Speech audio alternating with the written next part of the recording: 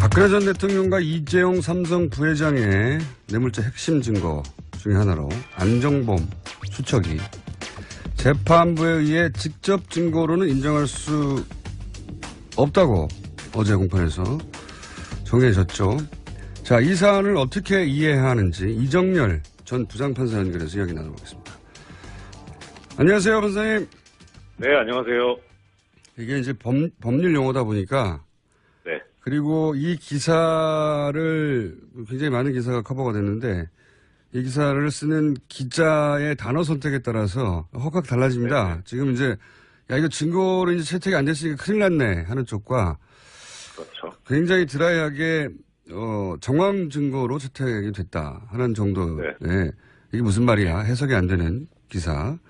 근데 이제 국민들이 이재용 삼성 부회장 같은 경우에는 강력한 막강한 변호인단이 명백한 것도 자꾸 명백한 것이 아닌 것이냐 그렇게 해 나가고 있다는 그런 이미지가 있기 때문에 걱정을 하는 거죠 지금. 네, 그렇죠. 네, 그런 걱정인 상황입니다. 그래서 네. 우선 이 정황 증거로만 채택이 됐다는 게 무슨 의미인지를 좀 설명해 주십시오. 일단 정황 증거는 간접 증거의 일종인데요. 말씀하신 대로 이 법률 용어라 최대한 하여튼 좀 쉽게 좀 얘기해 보겠습니다. 아주 자세히 알고 싶지는 않고 그냥 그런 거구나. 예. 예. 그러니까 이제 직접 증거의 반대죠. 간접 증거는. 직접 증거는 말 그대로 이제 직접적으로 그 혐의 사실을 인정할 수 있는 증거고 간접 증거는 직접적인 건 아니지만 간접적인 뭐 이런 건데 예를 들어 이런 겁니다. 뭐 그건 너무 뻔한.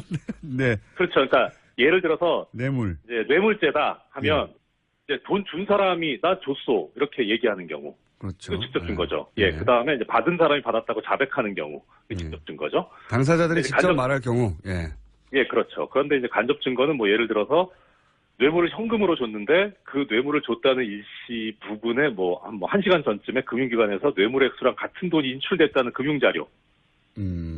이건 이제 직접 증거는 아니죠. 그것만 가지고 뇌물을 줬다고 할 수는 없지만. 돈만 나온 거니까 그거는. 예. 그렇죠. 예, 뭐 살인 같으면 뭐 살인자의 지문이 찍힌 칼 이런 건 직접 증거지만 뭐 살인 현장 부근에서 배회했다는 뭐 CCTV 영상 이런 거는 간접 증거가 되는 거죠. 그렇군요. 예, 그런 이해했습니다.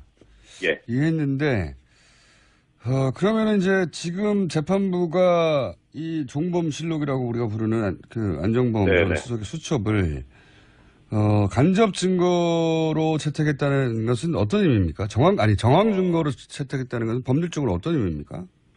일단 그 내용을 볼 필요가 있는데요. 지금 종범실록이라고 하셨으니까 그렇게 명칭을 하면. 예. 거기에 기재된 내용은 뭐냐면 안종범 전 수석이 박근혜 피고인한테서 전화라든가 뭐 회의 시간에 얘기한 것을 적었다는 거잖아요. 그렇죠. 그럼 엄밀하게 말하면 이거는 이제 안종범 전 수석이 쓰기는 했지만 안종범의 진술 내용이 아니고 박근혜 피고인의 진술 내용인 거죠. 그러니까요. 제가 말하고 싶은 그 대목인데. 그렇죠. 그러면은 박근혜 피고인의 진술 내용이니까 이거는 이제 형사소송법상 어떤 효력을 가지냐면 어떤 사람의 진술 내용이 기재된 문서는 그 진술을 한 사람이 이거 내가 한 진술이 맞다. 라고 법정에서 그렇게 선서하고 증언을 해야 이 증거 능력이 있고 효력이 있어요. 그러니까 지금 이 안종범 그 전 수석 안종범 피고인의 수첩 이 종범실록은 엄밀하게 말하면 다시 말씀드리지만 안종범의 진술 내용이 아니고 박근혜 피고인의 진술 내용이기 때문에 그걸 받아 적은 거 아닙니까? 그렇죠. 그렇죠. 그러니까 박근혜 피고인이 나와서 사실 증언을 해야 되는 거예요. 이거는 내가 말한 말을 받아 적은 게 맞다. 그렇죠. 내가 이렇게 말한 사실이 있다. 예, 그러니까 이 부분에 관해서는 사실 엄밀하게 말하면은 이게 증거가 될 수 있는 상태는 아닌 거죠. 아직은.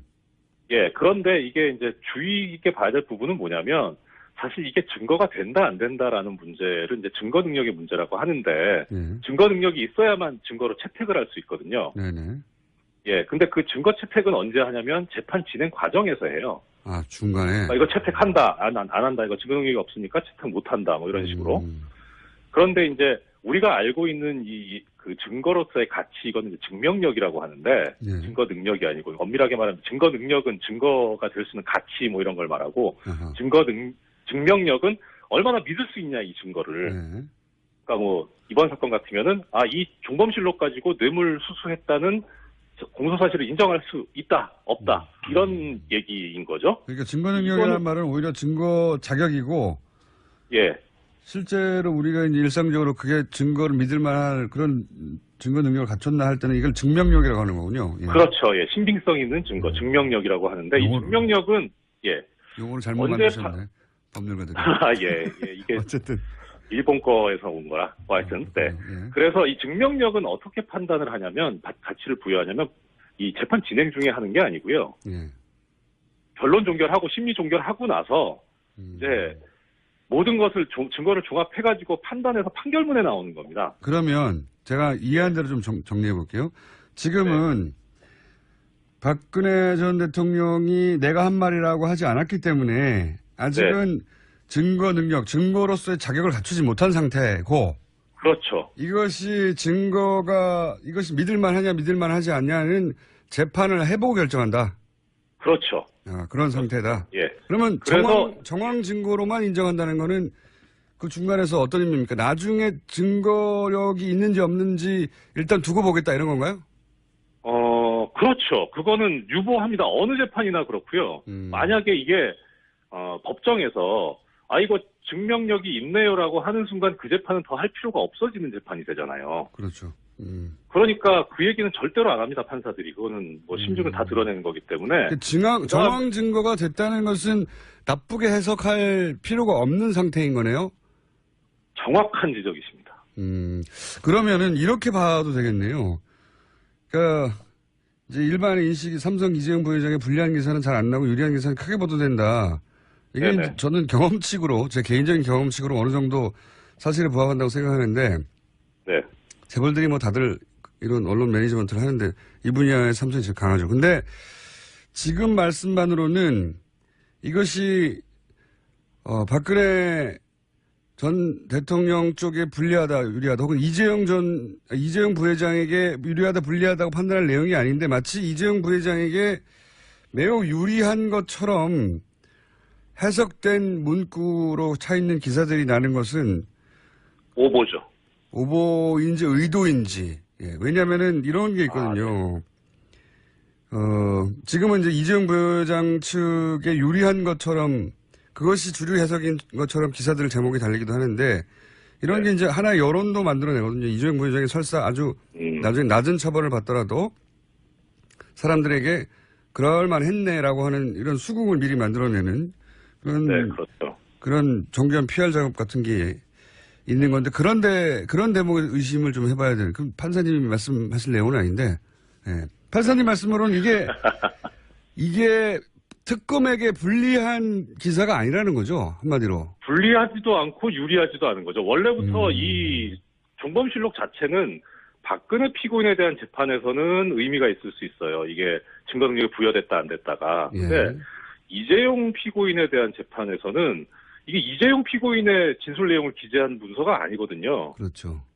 그러니까 이거는 어차피 원칙적으로 그 증거 능력이 인정될 수 있는 범위가 이런 수첩이 존재한다라는 증거물로서의 가치하고 그다음에 이게 작성된 경위가 박근혜 피고인이 얘기한 것을 안종범 피고인이 기재했다더라. 이 정도가 끝이에요, 사실은. 이거는 언론을 탓해야 되는 내용이네요. 왜냐하면 이제 기본적으로 우려가 있습니다. 실제 어떤 우려가 있냐면 워낙 삼성이 이런 이제 법망을 잘 피해왔고 여태까지 그리고 삼성의 PR 능력이 굉장히 대단하기 때문에 재판이 삼성 이재용 부회장에게 유리하게 흘러간다는 뉘앙스의 기사는 최근에 있고 불리하게 간다는 기사는 없다 보니까 이게 진짜 유리하게 가서 이런 기사가 나오는 건지 아니면 유리하게 흘러간다고 여론을 만들어내려고 하는 건지 좀 헷갈렸거든요. 예. 그런데 뭐 법적으로만 보자면 유리하지도 않고 불리하지도 않고요. 뭐 또 하나 예를 들어드리자면 왜 그 말 해지 계약 해지했다고 그 합의서 있잖아요. 네, 제가 항상 말이 안 된다고 몇 번 주장했는데. 예. 그럼 뭐 공장장님께서도 지적을 하셨지만 이게 이 삼성이 이제 승마협회장을 맡고 있었지 않습니까? 예. 그러면은 이제 승마협회장을 맡고 있으면서 그 승마 선수들을 지원했다는 얘기인데 근데 지원을 할 때 소유권을 넘기진 않았다 이런 거라면 그러면은 소유권을 넘기지 않았으면 어떻게 지원을 했다는 얘기냐? 예. 뭐 임대차 했다는 거냐? 그렇죠. 빌려줬다는. 예, 사용대차 뭐 그러니까 무상으로 빌려줬다는 거냐? 예. 이 부분에 관해서 아무 얘기를 안 하고 있고 그냥 소유권이 넘어가지 않은 거다라고 얘기를 하고 있거든요. 네네. 예, 그러면 지원을 하지 않았다던가 애시당초. 예. 예, 그런데 그렇게 해석하기는 무리고, 그러니까 지원을 했는데 임차하는 방식으로 지원을 할 수 있으니까. 그렇죠. 그거는 해지를 했다는 그런 확인서 가지고는 이게 뇌물이 아니다라고 얘기할 수는 반증이 될 수는 없거든요. 그렇군요. 예, 근데 그렇게 얘기를 하니까 참. 그것도 저도. 고인 입장에서, 예. 이게 이제 삼성 입장에서, 물론 각 주체가 자기한테 유리한 말을 할 수 있죠. 근데 이제 언론이 네.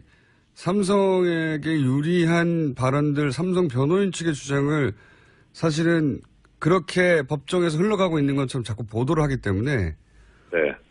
지금 말씀은 그런 해지 계약서가 나왔다고 해서 뇌물이 아닌 게 입증된 게 아니다. 이런 말씀이네요. 그렇죠. 예. 예. 이게 외람된 말씀이지만 언론에서 모르고 하는 거든가, 그냥 받아쓰기만 하는 거든가, 아니면 그야말로 공장장님께서 이제 추측하시는 대로 어떤 그런 여론을 만들려고 하는 건가. 하여튼 정확한 보도가 아닌 거는 명백합니다. 의도가 있다고 저는 생각합니다. 아니 거기에 법 전문 기자들도 있고요. 사실 법을 공부한 기자들도 있고요. 법 출입처 기자들도 있고요. 네. 그런데 그거는 이제 판사님하고 얘기할 내용은 아니었고요. 제가 법원 출입 기자들하고 인터뷰를 한번 해보죠. 그런 내용에 대해서는. 여하간 최근에 삼성에게 굉장히 유리하게 국민을 흘러가는 것처럼 나오는 기사들은 그것은 정확하지 않은 기사다. 네, 그렇죠. 그리고 재판이라는 것이 그야말로 수사도 움직이는 생물이라고 표현하듯이 재판도 동적인 프로세스라고 얘기를 하거든요. 어떻게 변할지 모릅니다. 그래서 결심해서도 이게 바뀔 수도 있는데 심의를 종결하고도 심의가 미진해서 재개를 한다던가 할 수 있는데 지금 아직 재판 진행 중인데 이게 유리하다 불리하다 얘기하는 것 자체가 사실 재판을 모르고 하는 얘기일 수도 있습니다. 다 아는데 제가 보기에는 이재용 부회장에게 워낙 불리한 기사들이 사실은 특검 기간에 많이 나왔고 최근에는 이재용 부회장의 불리한 기사는 거의 없어요. 없는 대신에 아예 기사가 잘 없는 편이죠. 근데 이재용 부회장에 유리하게 해석될 변호인단 입장에서는 여지가 있는 조금이라도 그런 기사가 있으면 그런 기사만 나와서 의심했는데 어쨌든 알겠습니다. 그걸 가지고 재판이 이재용 부회장 쪽으로 기울었다. 이렇게 판단하는 거는 전혀 사실이 아니다. 네. 예, 그렇죠. 이것은 그야말로 그 종범실록에 나와 있는 원진술자인 박근혜 피고인이 증인으로 나와서 증언을 해봐야 알 문제죠. 물론 본인한테 불리한 건 다 아니라고 하니까 뻔한 것도. 그렇죠. 만약 이렇게 되면 어떻게 됩니까? 박근혜 대통령이 그 수첩에 적힌 내용은 내가 말한 내용이 아니야. 라고 해버리면요. 네. 안정범 피고인 전 수석은 전체가 다 지시한 내용, 말한 내용만 적었다. 이게 개인 비망록이 아니라 업무 일지로 대통령의 지시사항만 적은 것이라고 하는데 박근혜 전 대통령이 내가 그런 말 한 적이 없다 해버리면 어떻게 됩니까? 그게 액면상으로 보면 증거가 없는 셈이 되긴 한데 재판 관행상 어떻게 보냐면 적어도 어느 정도까지는 설명이 돼야 되거든요. 예를 들어 이 부분은 진술을 했고 이 부분은 진술 안 했다. 아니면은 그럼 진술 안 했는데 왜 기재가 됐느냐? 그럼 내가 이렇게 얘기를 했는데 아마 그걸 착각해서 이렇게 쓴 것 같다. 또 이 단어는 내가 이러한 취지로 이야기한 것이다. 이렇게 설명이 어느 정도는 돼야 되는데 그 설명을 하지 못하면 물론 유죄의 증거나 증명은 검사가 입증을 해야 되는 게 형사소송법상의 대원칙이긴 하지만 재판 관행상으로는 피고인의 그러한 태도는 오히려 유죄의 심증을 들게 할 수 있죠.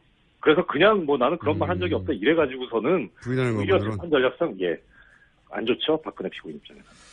알겠습니다. 네, 정확하게 최근에 벌어지고 있는 일을 이해했습니다. 네, 조만간 또 지금 한참 국정조사 해달라고 하는 얘기 있지 않습니까? 네. 그 주제는 좀 더 진척된 다음에 다시 한번 모시겠습니다. 네. 오늘 말씀 감사합니다. 예, 안녕히 계십시오. 지금까지 이정열 전 부장판사였습니다.